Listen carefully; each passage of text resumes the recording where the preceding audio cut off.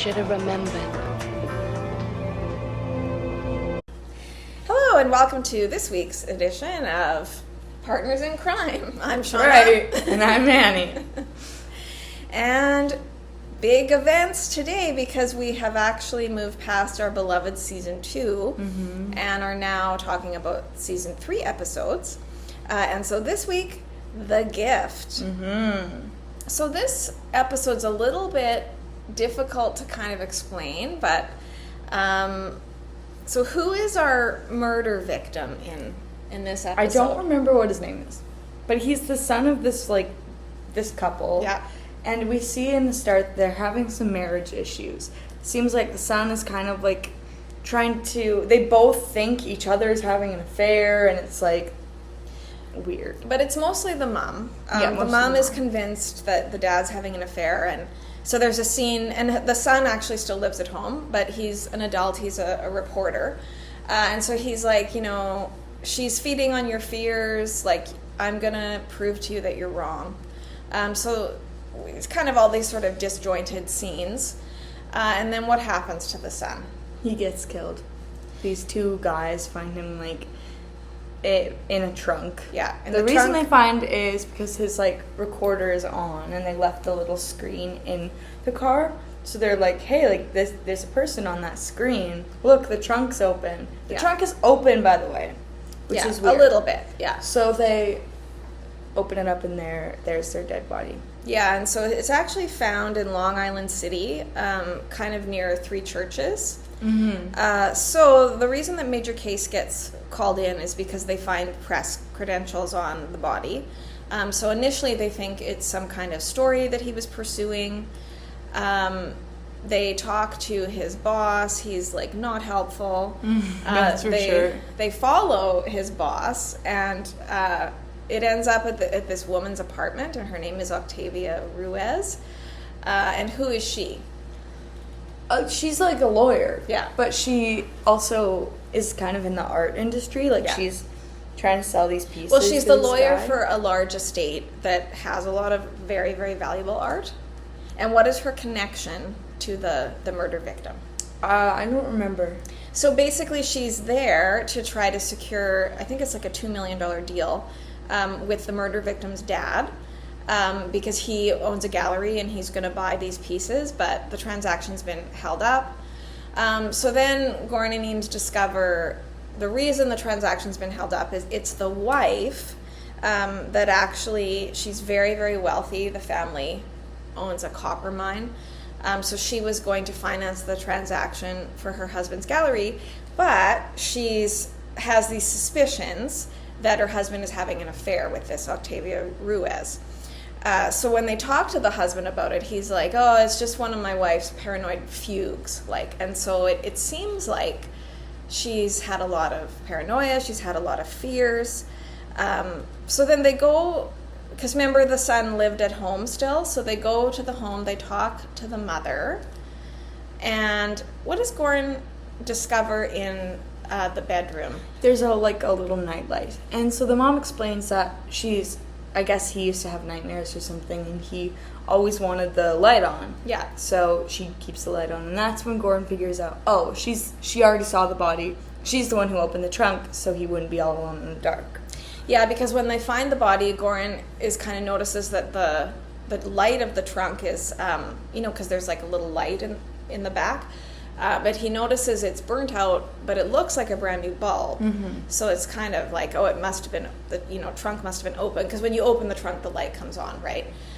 So then when the mother's explaining about the nightlight, Goren says, yeah, you didn't want him lying alone in the dark. So he realizes, oh, she found his body before it was reported.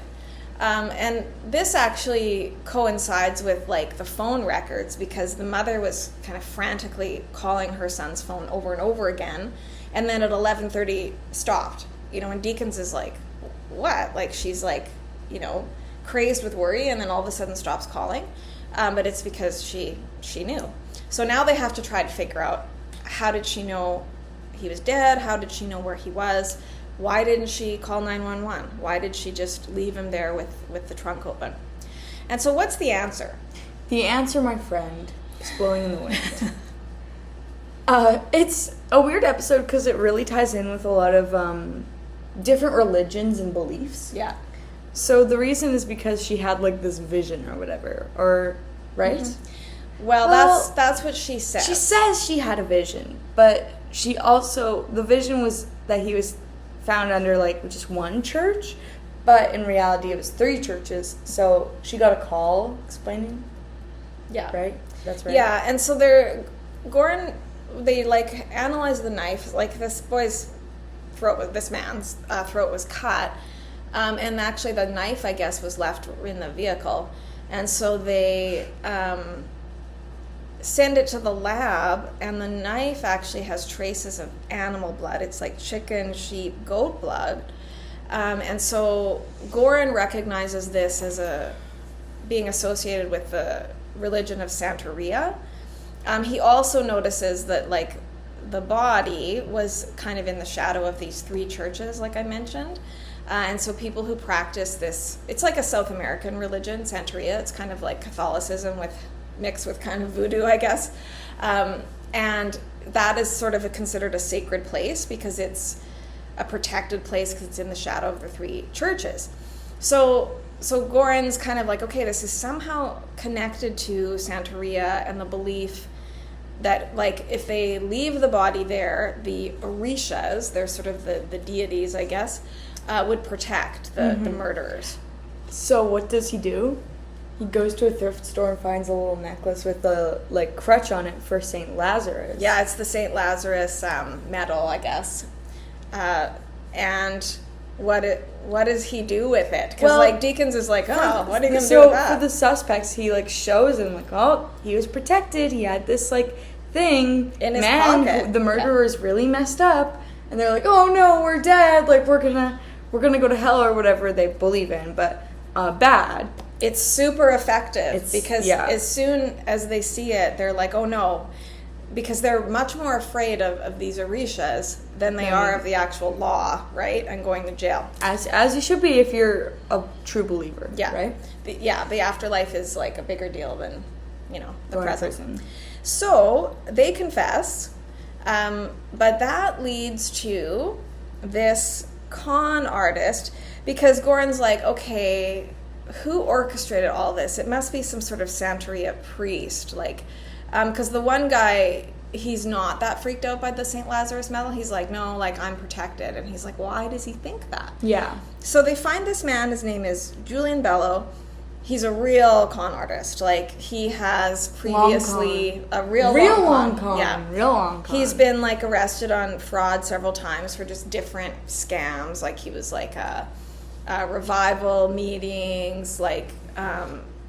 so kind of started sort of as like Christian sort of churches, but then now he's kind of gone into this Santeria.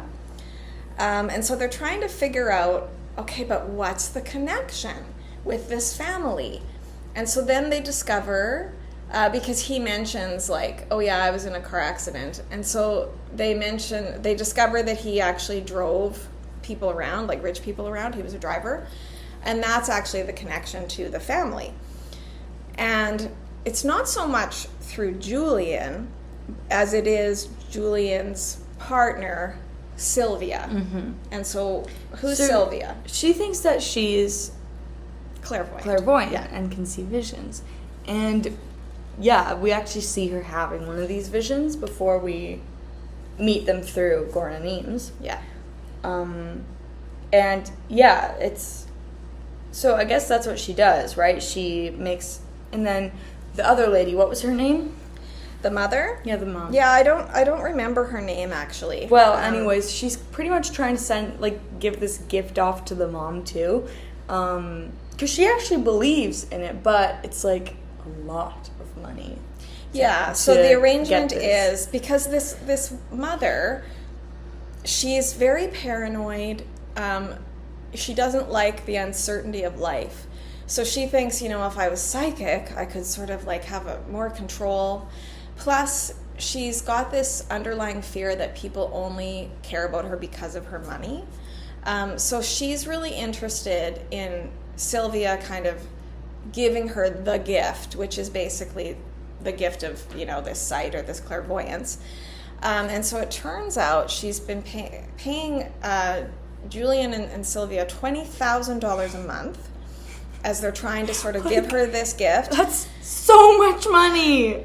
But what was happening is it was kind of taking too long. She had doubts. She kind of needed proof that she had the gift. And meanwhile, at the same time, her son that's what he meant when he said, this woman is feeding off of your fears. So, the son wanted his mom to stop associating with these people. So Goren and Eames figure out that it was this Julian who orchestrated the murder, because it's sort of, two birds with one stone. They eliminate the threat of kind of being cut off from, this income supply. Plus, if he could convince the mom that she knew where the body was, then it would be proof that she has the gift. And they would actually get $500,000 once there was proof of the gift. But that doesn't make any sense, though. Because, wouldn't they give you the money? Or no? So what ended up happening is the night that her son died, Julian was on the... Extremely rare full moon! Oh. Thank you, period app. Julian was on the phone with this woman and sort of led her in a guided meditation where she supposedly saw her son in the shadow of these 3 churches, and he was like, well, you should go there and see if you're right. But she didn't see it at all, right? Yeah. It was like he was kind of feeding into it. And we see that he's very good at this, because, what's another example of him doing this? Oh, right. With Sylvia. Well, so they came into the store, right? And or he does run a store for the Santeria religion or something like that. It's hard to tell what this place is, but it's something like that. And Eames is pregnant, so she has to sit down because of her morning sickness. And she mentions that. She mentions it. She says morning sickness, still getting used to it. And then when they come to their house, where Sylvia and Julian are, Sylvia has another vision. And she says she smells, sees or hears water, rushing water. And then smells earth, and he's like, oh, it's a life sign. Yeah. Which means because she's pregnant. Yeah, he says, do you sense new life in the room? Which is, a trick, right? Because why would... Yeah. And then Sylvia's like, oh, are you having a baby?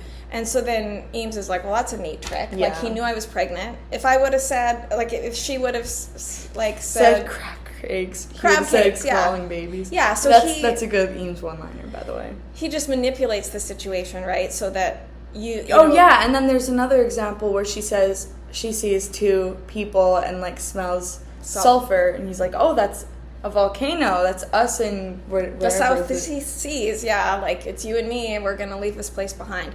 So he just sort of takes those little, whatever it is, and just kind of directs it towards what he wants them to see, which is what he did with the mother. A big con, such a long con. Well, this is the worst scam ever, because essentially this woman paid $500,000 for them to kill her son. But now that she had the vision and she saw where her son was, she's actually seems kind of, surely she's mourning her son.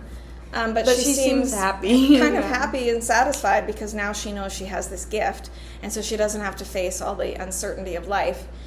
And so, the mother really gets on my nerves, because Goren is trying to piece this together, and she's like, I've been given a very powerful gift. Yeah, I don't talk about skeptics and non-believers. Yeah. So Julian was obviously... Right, you're not... Because it's not because you're just stupid. Really stupid. Really, really stupid. And insecure. And so then... can we just, get these guys divorced, please? Obviously, they don't want to be married to each other. There's, something going on.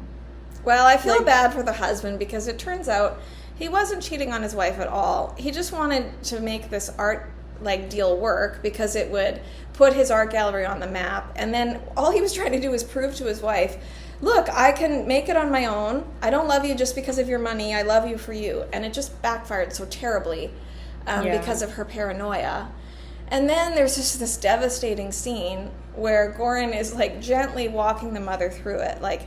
it was Julian that talked to you on the phone that night, right? And like, did you really see the 3 churches, or did he kind of, piece it together? And she's like, no, but Sylvia the next day told me about the 3 churches. So, I mean, it is legit. Like, and then Goren's like, or Julian told her, like, or Julian had him killed, made sure the body was there, and then convinced you that you had a vision of it. It's so horrible. Like, now they don't have their son. They lost so much money. They were conned, humiliated. Well, and they need to get a divorce. And so then the mother just has this, like, horrible realization of, like, what have I done? Like, what happened? So Goren's like, hey, they caught you when you were vulnerable. Let's get them back. But the thing is, it's not really them, is it? No, because it's more Julian. What's the story with Sylvia? Like, what's really going on with her? We find out later, this is why I really like this episode. She has, like, partial epileptic seizures. Yeah.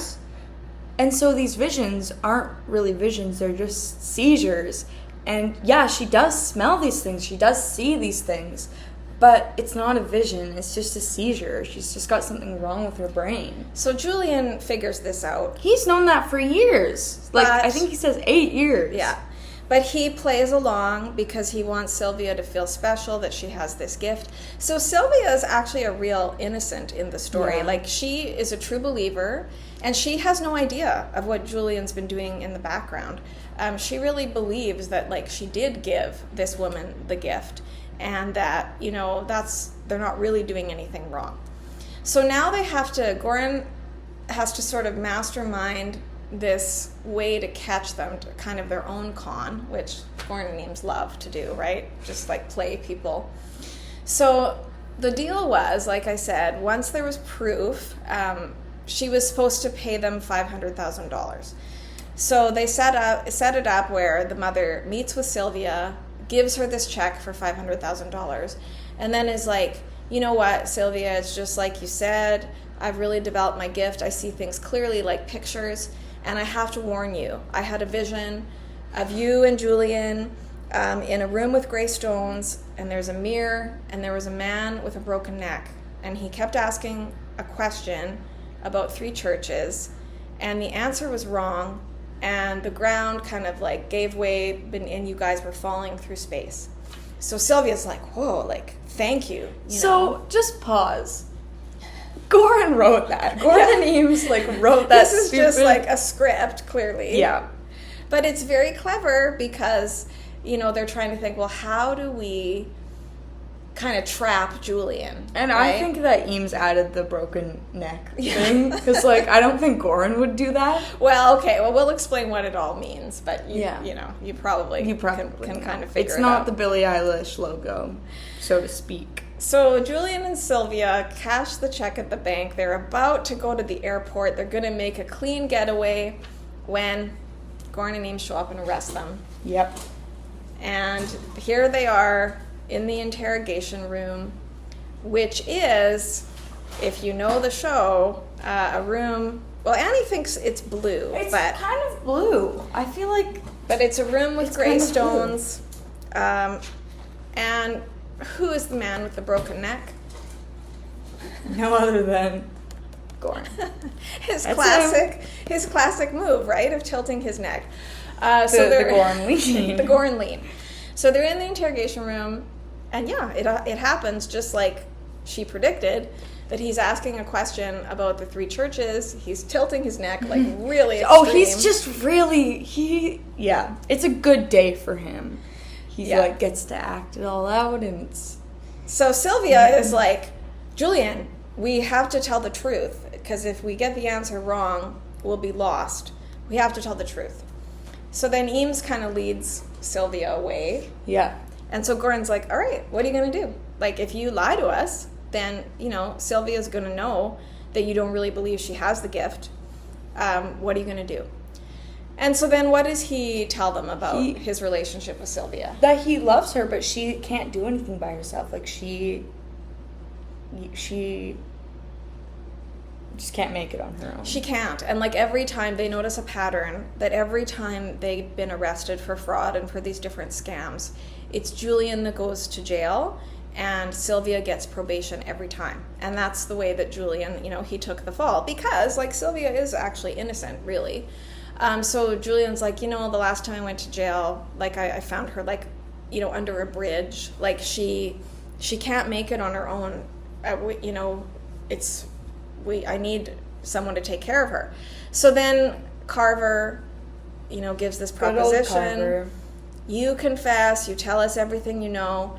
We'll see that Sylvia gets put in a group home near where you're going to be, incarcerated. We'll take care of her. And then, Goren's like, and he's like, okay, like, yeah, I agree. And then Goren's like, wow, like, you really love her. And he's like, we don't do well without each other. So it's true love, but it's true bad love. Yeah, like, he's a very bad guy, but he really does love Sylvia. And it's a good episode cast-wise, because it's actually some pretty big names. Like, so this Julian is played by Bobby. Here we go with my pronunciation issues. I don't know if it's like Cannavale, but yeah, he's like, been in lots of movies.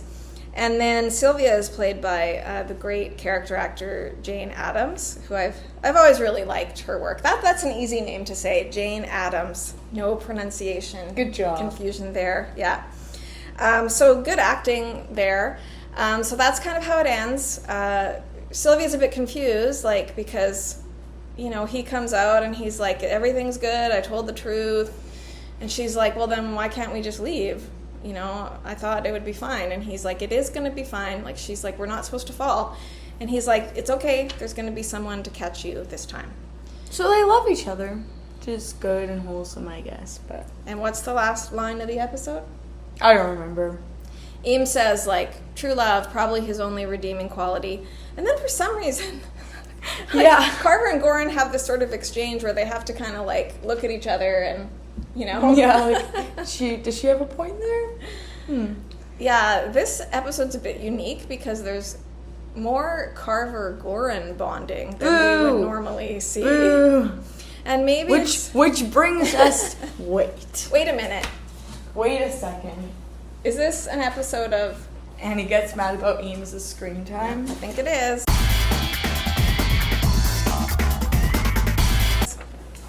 So, on the Eames representation scale, this was not a very good Eames representation episode. Yeah. She's pregnant in it, though. Yeah. So there's a good showcase for that, but... Yeah, because she gets to, like, have the morning sickness and stuff, which is interesting. I'd say it's, like, right here. Right here. Okay, well, that's not that bad. It's pretty bad. Okay. It's, like, right in the middle. Yeah, because she's strangely, like, missing from this scene where, I guess it's when Carver and Goren are talking to, like, one of the killers, and we're sort of like, where's Eames? Like, why isn't she there? Well, that's what I'm like all the time when she's not there. Mm-hmm. But, that's why I don't do well with the Bishop episodes. But I do feel like it's compensated a bit that Eames gets a lot of good lines, which we'll talk about a little bit later. So yeah, that's the story. Lots of cool, as usual, CI. No. Here it comes. Here it comes. CI is just packed with all of these moments and different... Oh, maybe 1 more minute. ...aspects, like, the Santeria connection, this whole idea of kind of con artists, the whole phenomenon. Yeah, it's a pretty unique episode. Yeah. And this whole idea of being psychic and being able to see the future. And we don't really see that in any other ones, do we? So it's interesting. Yeah. So why is this in your top 10? Well, that's usually more towards... Oh, no, I'm sorry. You're right. Annie's distracted by the bird clock. I am. I know it's coming. She doesn't want to be surprised by it, but I think she's a little ahead of schedule. It's coming. Yeah, it'll come soon, so just, wait for it. 15 seconds. So, we're going to move into our segments. So, Annie, what is your Goren... Oh, there it is. See? Annie's always right. Oh, that's a nice one. Yeah. It's nice. Okay. So what is your Goren moment? Well, I feel like just because of that stupid, vision that they made her say, he's really, really overdoing it on the neck thing. Just really. Like, he comes in, he's already doing it. But that's a Goren thing to do. It's very well, it's so Goren. It's kind of the quintessential Goren, signature. And I think you're right that it was probably Eames that added that detail, because Goren probably isn't aware that he's always even doing that, right? Mm-hmm. So, yeah, that's pretty great. I also love when they first meet Julian Bello, and, he kind of is, like, rubbing his neck, and so then Goren's like, hey, we didn't mean to stress you out. And he's like, what? And Goren's like, oh, like your neck. And he's like, no, I was in a, fender bender, like, whatever, a few months ago. And then Goren says, funny you didn't see it coming, because he supposedly has the gift of foresight. So that was pretty great Goren moment as well.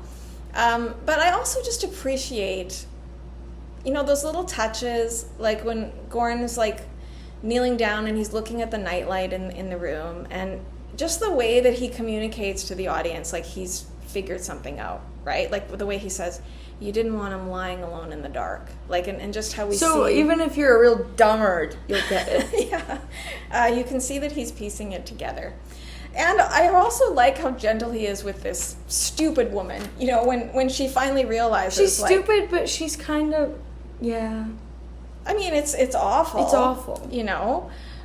She was duped, but like not just out of her money, but like it actually cost her son's life, and I think that's their only child. Like, so it's just horrible. And he's just like, they caught you when you were vulnerable. Like, he doesn't make her feel stupid. Even though, like, wow, you are so stupid. So yeah, those are our Goren moments. And one of the great things about CI, of course, is we get a great sampling of overacting. Mm-hmm. So Annie usually awards the Emmy for overacting, and this week the recipient is... What does it say on there? Octavia Ruiz. She's pretty good. She's pretty overacting, kind of like mad for no reason. Like, well, and really no playing up the accent. Like, I'm not sure if she really does have that accent. But another candidate would be that old lady who's like, oh, no, I have a strong manner. Oh. She's super rich, as you can tell. Yeah, that's actually how they connect Julian to this family, because he used to drive for them. Oh, yeah. It's actually a good story, because that sort of helps them piece it together. When she's like, oh, yeah, Sylvia used to be my advisor. My son was having surgery to get his tonsils out, but it was very risky because he's got a blood clotting issue. Mm-hmm. And then this woman, just kind of came up to me on the street and said, your son is going to be fine. And he was. And so then Goren's like, yeah, and like Julian was driving you to and from the hospital. And she's like, uh-huh. And he's like, and you were probably talking on the phone about your son's condition, and like Julian could hear. And she's like, yep. And then she's like, wait a minute, you don't think? And Goren's like, yeah. Like, Julian heard what you said, told Sylvia about it. That's how she knew. So, but yeah, that's some good overacting too. Yeah. It's also kind of like poking fun at these rich women with like nothing better to do than consult psychics and astrologers, and it's like all a bunch of nonsense, but they've got the money to throw away on it, right? Like, yeah. And then that's what you're either into, like religion or art if you're rich. Well, it is interesting when they're talking about how could this woman be so susceptible to this con, and like how we all struggle with uncertainty mm-hmm. and not knowing what's going to happen, and that if you could predict the future, it would give you like an edge, right? And so that's. And they think it's something that can be bought. And then what is the fashion call? There wasn't a lot of, because usually we hand it out to Eames, but she was kind of in darker colors this episode. But I'd say she's wearing like a black blazer and then this blouse that's sort of silky, and it's like a little blue, silverish. Mm-hmm. Yeah, it's nice. Yeah, it's nice. Yeah, and it's just interesting seeing like Eames in the maternity clothes, and it's kind of funny that they have this thing of like, oh, he only knew, like Julian only knew that Eames was pregnant because she mentioned having morning sickness, but like she's pretty clearly pregnant. Yeah. So, I would also say that Sylvia, I kind of like her style. It's sort of bohemian, kind of, white linen shirt, and she's got a really good look in this episode. Yeah. Okay, and one of our favorite segments, the Eames one-liner. Right. So I think you said yours. No, I didn't yet. Oh, you didn't. Then say it. This is kind of both of ours. So when they find the body, the bells are actually going off at like one of the three churches. It's called St. Peter's. And so then Eames says, well, he had a short walk to the pearly gates, depending where he was going. And keep in mind, like, Eames is a Christian Catholic, we don't know, but well, I mean, she's yeah. It kind of like ties in with that, I guess, right? Because supposedly, I don't know where this even comes from, that it's St. Peter that meets you at the pearly gates when you go to heaven. But I don't even know. It's certainly not biblical, right? But that's kind of, the story. So because it was called St. Peter's, she was like, oh, short walk to the pearly gates. Any other Eames one-liners? There's some snarky replies here and there, but not really. Yeah, that's probably the best one. Yeah. So can we get another look at your art? I know you showed us the Goren lean, but I didn't have a lot of time to work on this, but this is it. Very nice. Yeah. And so we like to talk about why the episode made the cut and why it's in the top 10. It's actually not in my top 10. Yeah, I don't think I would put it there. Yeah, so it didn't quite make the cut for Annie. For me, I really like it because I just find the con artist angle really interesting. Plus, just how it's sort of mixed in with the, psychic, Santeria, Goren trying to piece that all together. And then I also liked kind of the unexpected element of love, like that, he really loves this woman. We do see a lot of, like, no love in CI, but this one is actually... Yeah, so always there's sympathy for, the perpetrator, usually. But not often do they actually have sort of a redeeming quality. My mom is texting me. She wants to know if I want these. I said yes. Thanks for the update. Yeah, I know, you're welcome. So I do like that element when there's kind of a redeeming quality of the character. And it does seem like true love, as weird and twisted as it is. I also find it interesting, this character of Sylvia, that she's just so in the dark about everything. That she really believes that she has this gift. You really feel bad for her, because it's not her fault. She's so... But in a way, it's like she's in this bubble, right? Yeah. Like, she's so innocent, and that's kind of the world that Julian has created for her. And Goren's sort of like, so when did you figure it out, and you decided to put her in the show. Yeah. And so, yes, he loves her. But it's such a bad thing to do. But it's so deceptive, right? Like, he loves her, but, he's so dishonest and kind of uses her to advance his own scam. So in this episode, actually, we don't see a lot of, like, the actual major case squad. They're on the go a lot. Yeah, that's true. Yeah, they're not in One Police Plaza very much. I think Deakins has some good moments, though. Like when when Goren's looking at the St. Lazarus necklace, and, like, Deakins is just like, what are you going to do with that, But again, like, such a good scheme. And Annie had a really good observation when we were watching I did? Yeah, you did. That Goren could have been anything he wanted. Oh, yeah. He knew so much about, like, her condition. He could have been a doctor, like, really. Yeah, when he's, he knows like, so much about the religion, too. Like, yeah. When he's confronting Julian about these symptoms, right? And then he's got one of his books, his beloved books, that has the... He'd be a really good teacher. Yeah. Yeah. And he'd be a really good con artist, because he's actually conning people all the time. And it's interesting in this episode that you've got, like, the con artist for crime, and then you've got Goren, who's conning people to solve the crime. Who's playing people. But absolutely he's playing people, like with that little St. Lazarus crutch. It's really... So yeah, I like this episode a lot. Mm-hmm. And I thought the acting, like I said, was very, very strong. And it just moves along at a great pace. And it's sort of a little present for the fans when, you know, with the gray stones and the mirror and the man with the broken neck, because you have to know the interrogation room, which is usually the climax of every episode, right? So I really like that. I thought it was a great episode. And so I think Annie has a little update on her progress with... There's no progress, okay? It's just a scary accident. All right, well, we've mentioned before Annie's aversion to a certain character, Joe Gage. I will not include a picture because this makes Annie very upset. Yeah. But as we're talking about Joe Gage, I believe this may be an episode of... Could it be an episode of Don't Trust Joes? Don't Trust Joes. Don't trust Joes. Never trust Joes.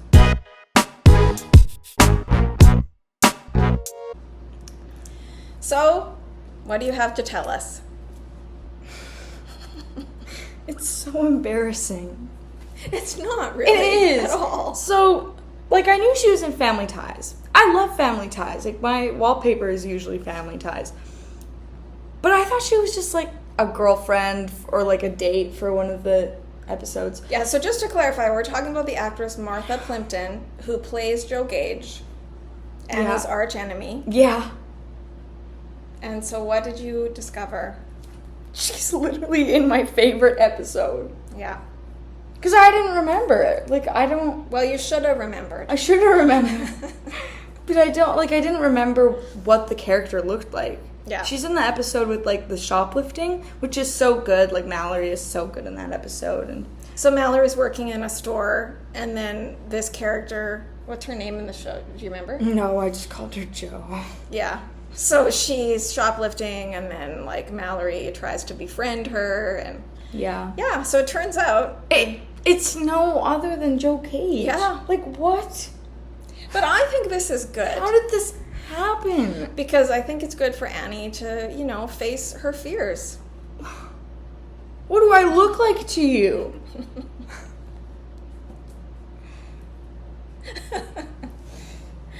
So there we go. Any other updates? Yeah. Okay. Yeah, we have some, like, announcements, kind of? Sure. Or should we... I don't know how to...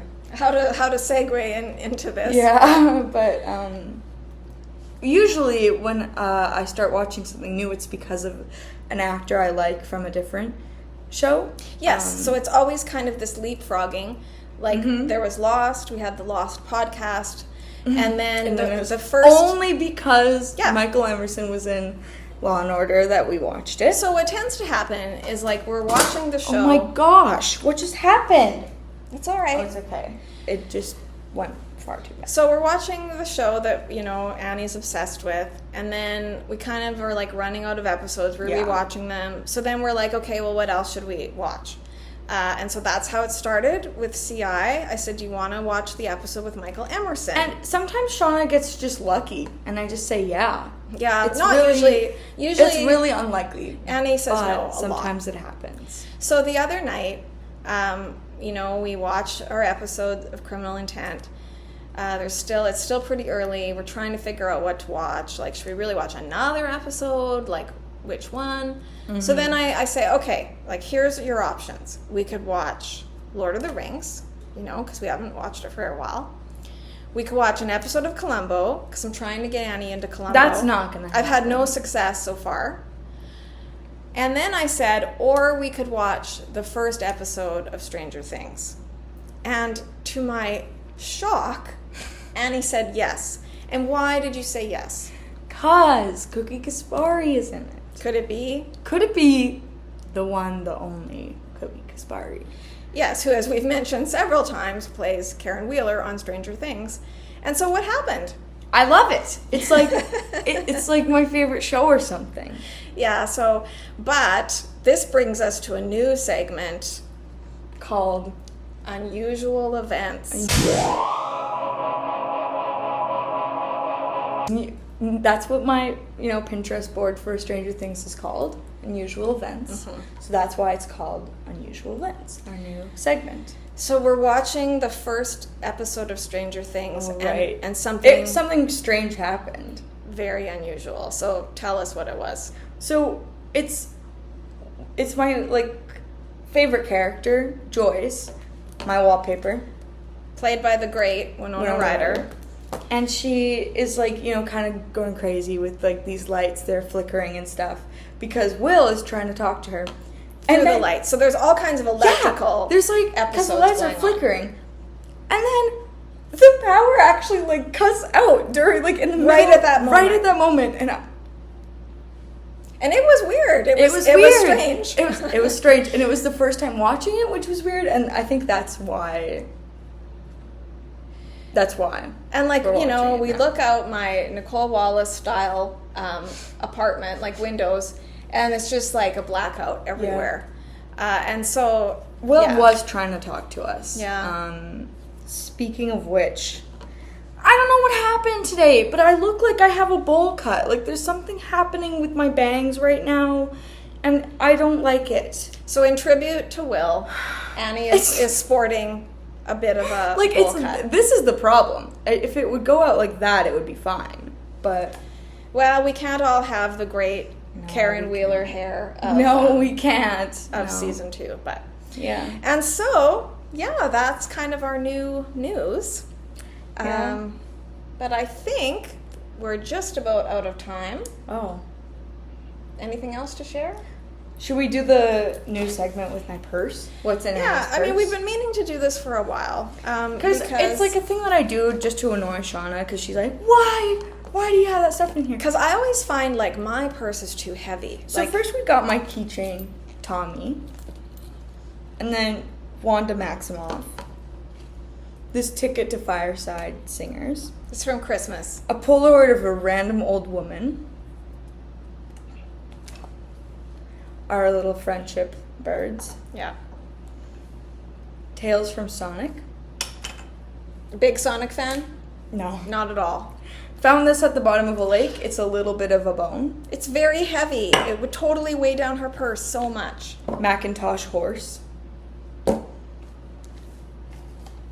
What's this? Starbucks gift card. which I'm Expired, never most likely, gonna or used.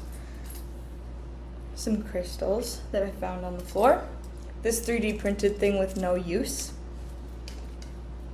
11. Okay, so... And what do you think of 11? She's my daughter. Yeah. Papa Smurf.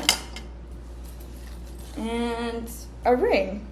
That's it. So this has been an episode of What's in Annie's Purse. Thank you for joining us.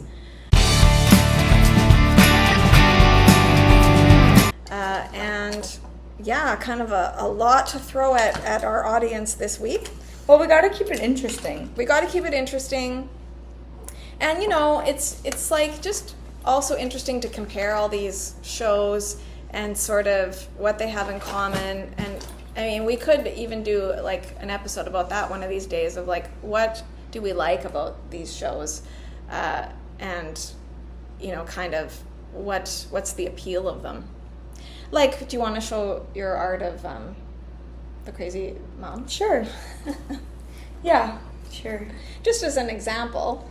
Just an example, we've got crazy So really, moms. let's hold this up real good, because this is, I think, one of Annie's very best drawings ever. Really? So, wow. What are we looking at here? Well, this is Joyce Byers, and she's crazy, and then this is Danielle Rousseau from Lost, and she's crazy too. And what do they have in common? They're crazy moms with a missing child. Yeah. Sorry, Michael, this is just for moms. You got to imagine that Michael Dawson is just banging on the window outside going, they took my son. Yeah. But too bad for you. It's just moms only. Yeah, moms only. Moms only.